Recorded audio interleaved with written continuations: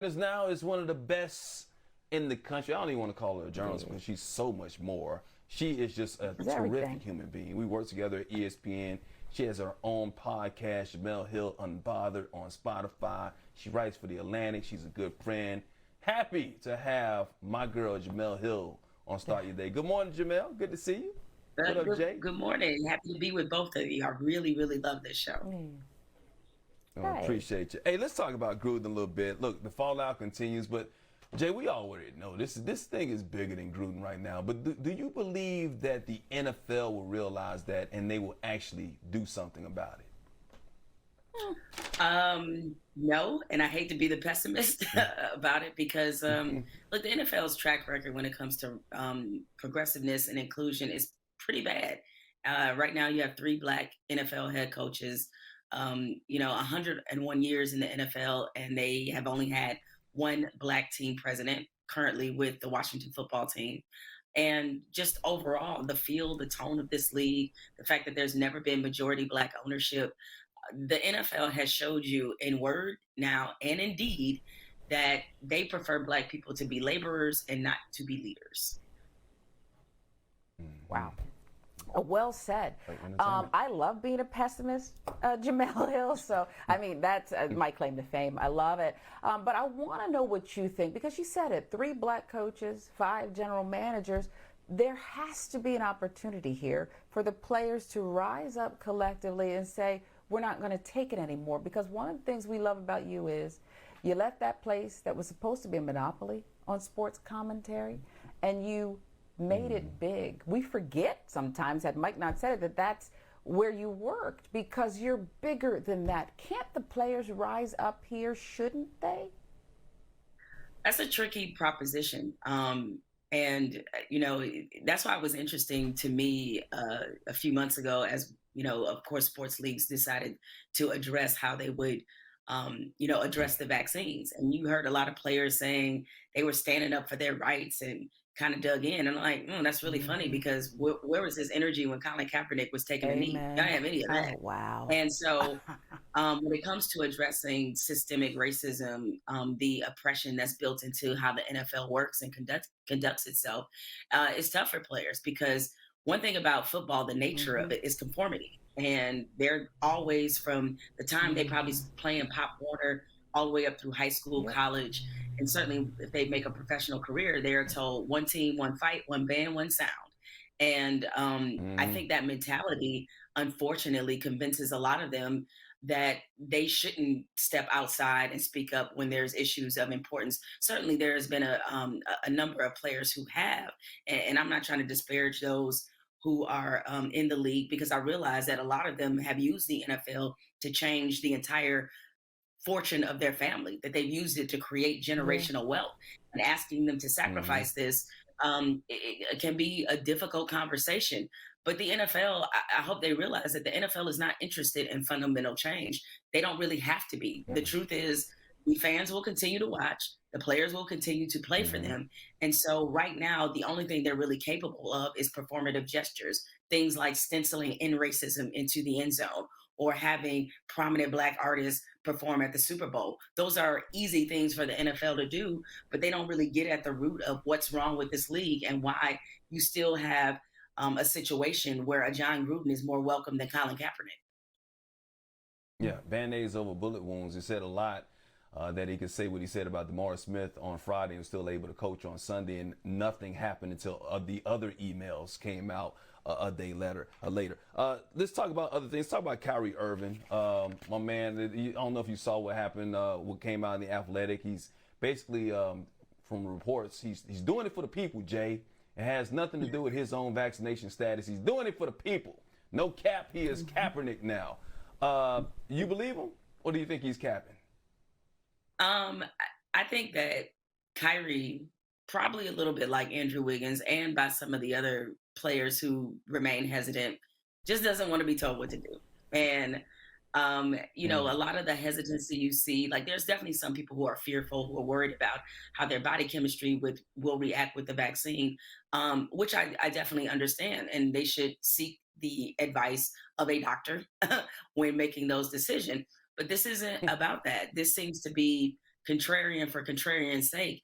And I just want to know these people he's fighting for, is that worth leaving $17 million on the table, losing half of your salary? Listen, Kyrie Irving is generally he's thought about what his responsibility or about the fact that this is a really big opportunity for him with the Native American and obviously African American culture. This is the groups of people that have been devastated by COVID. And so to see somebody who is in an opportunity to provide leadership to vulnerable people, it is disappointing that he has not been better. Mm-hmm.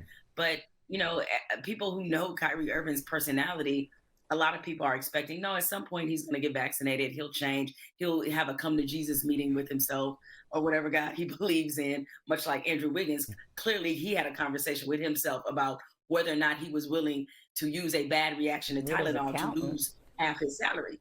And I assume, I know that's an assumption to make with Kyrie, but I could really easily see a scenario where this man does not play this season because he is this dug in to his quote unquote beliefs and standing for the people. By the way, if the people.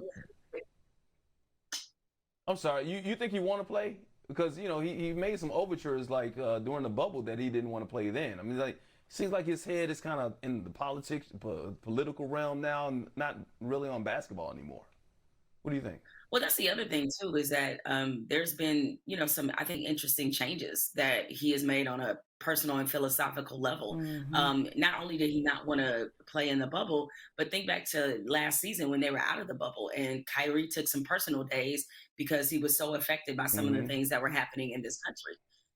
So, that being said, like he may be somebody who is really not just assessing whether or not he wants to be vaccinated, but just assessing overall period, whether or not he is as invested in basketball as they need him to be. The other thing I'll say is that, he's, as you mentioned, he's fighting for the people. I'm like, what people? When the people lining up behind you are Ted Cruz and Donald Trump Jr., maybe you need to reevaluate who exactly it is you're allegedly fighting for. Yeah, we don't got too much more time, Jemele, but I do want to ask you this because it seems, and you've been had this put upon you too, because you have these superstar athletes who on the one hand are told to shut up and dribble, and on the other hand are told, well, you're not doing enough, you're selfish. And I wonder if you believe there is a true responsibility collectively, or if it is an individualized basis that they could, can speak up? Well, I don't think everybody that's speaking up is necessarily everybody's forte. I mean, there are some people who prefer to just be the check writers and stay silently behind the scenes. And there are other people who feel like they are called to lead and be more vocal. I do think that generally speaking, you should give what you have where you are. I'm not of the opinion that even if it's an opinion I don't like I don't like Kyrie Irving's vaccinations, but it's his right to be able to speak that. I mean, I'm not like some of these right-wing politicians who are lining up behind him and the other remaining holdouts in the league about vaccinations and only championing their right to speak when they say something that they agree with, because that's that same crowd that was telling them to shut up and dribble when we were talking about George Floyd and Breonna Taylor and Ahmaud Arbery. So I'm certainly not on that end of the spectrum, but nevertheless, if you throw out an opinion, I'm going to challenge that if I feel like it needs to be challenged. Yes. You can, I mean, your right to vocalize how you feel is, I don't ever want to take that away from any athlete, but it does deserve a right to be criticized. But I mean, I do think in general, it's always been a tradition in our community, African Americans who have reached a certain profile, a certain status, we feel a community responsibility. We know that's important in terms of our advancement and progress as a people. And I don't see anything wrong. Responsibility wouldn't be the word that I would use for it. I'd like to use the word opportunity, because responsibility seems like a burden. And to me, this is not a burden to sit in this seat and to be able to bring awareness to issues that impact us, or to, frankly, again, challenge some people who disrespect or try to undermine our community and our progress. Jay, we got to go, but before we let you go, I do want to plug Jemele Hill Unbothered once again on Spotify. I love the podcast. You know why I love it? Because it is unapologetically you. And I know you very well. I've been knowing you for a long period of time. What's the best part about you doing that podcast? Well, thank you, Mike. I appreciate that. And don't act like you don't know a little something about being unbothered yourself, because even when we were at ESPN, look, Mike Hill was at the top of the list of most unbothered people, for sure. But no, I mean, what I love about it is being able to sit down with newsmakers and different people, because I learn as much from them as much as trying to facilitate a conversation about their lives, how they became successful, and even getting to more personal things. So I think it's an opportunity for the audience to get to know people whose work they enjoy in a different way. Next week's podcast guest is Tiffany Haddish, and we had a great conversation. And if you looked into some of the things and the trauma that Tiffany Haddish has been in her life, I mean, she's a real overcome a lot. Not to mention the things that she's doing in her community, building a grocery store in South Central, wanting to, sort of teach our community more about, being healthier and that kind of thing. So it's like, it really gives me an opportunity to see a different window into people who have become successful. Yeah, you've given all of us an opportunity. Yeah. Well, hey, Sharon, but before we go, Jay knows when we were at ESPN together, what's crazy is I was the bad boy. That was Jemele used to always have to tell me to cool. She was a good girl. Yeah, she was a good one. You need to reel it in. I'm like, man, oh wow, I'm telling you, some of there's the voice of reason. Some of those conversations that Mike and I might have in the hallways at ESPN, I'm like, please God, don't let somebody have a listening device up in here. He gonna get us. They might have had it. You might find out. Might find out at some point. We love you. You're a gift. She's the gift to our community and beyond. And we love the podcast, all of it. You are truly in your prime. Yeah, we're both proud of you. Jemele Hill, thanks so much for starting your day with us. I hope you'll come back and tell more Mike Hill stories from that other place.